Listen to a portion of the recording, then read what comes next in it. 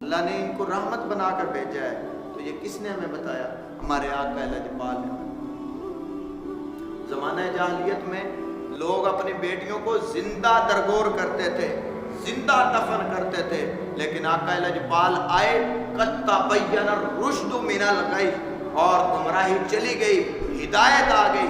جب ہدایت آ گئی تو وہ ہدایت لانے والے کون ہیں؟ میرے آقا لجپال۔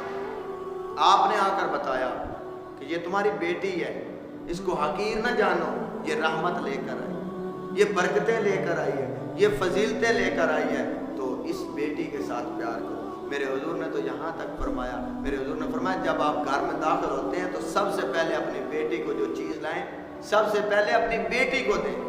یہ کس نے بتایا؟ ہمارے آقا لجپال نے۔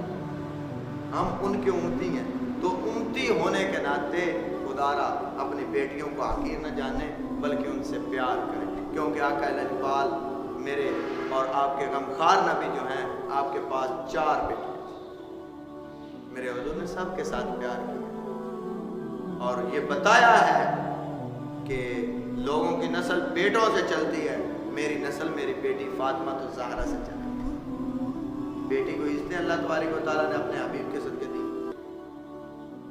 لیکن ہم وہی پرانا طریقہ افسوس کرنے چلے جاتے ہیں، لو جی آپ کے گھر میں آپ 5ویں بیٹی ہوئی ہے، 4تھی بیٹی ہوئی ہے، 3ری بیٹی ہوئی ہے، بیٹا نہیں ہو رہا، بڑا افسوس ہوا ہے۔ لیکن افسوس والی بات نہیں، یہ رب کا شکر ادا کریں کہ اللہ نے ہمیں بیٹیاں عطا فرمائیں، یہ رب کی رحمت ہے، اور ان بیٹیوں کو بھی چاہیے یہ زحمت نہ بنے، بلکہ رحمت بن کر اپنی عفتوں کو، اپنی عزتوں کو پامال نہ کریں۔ یہ بھی ہمیں آقا لجپال نے بتایا۔ تو بیٹی رحمت ہے، اس رحمت کی قدر کی۔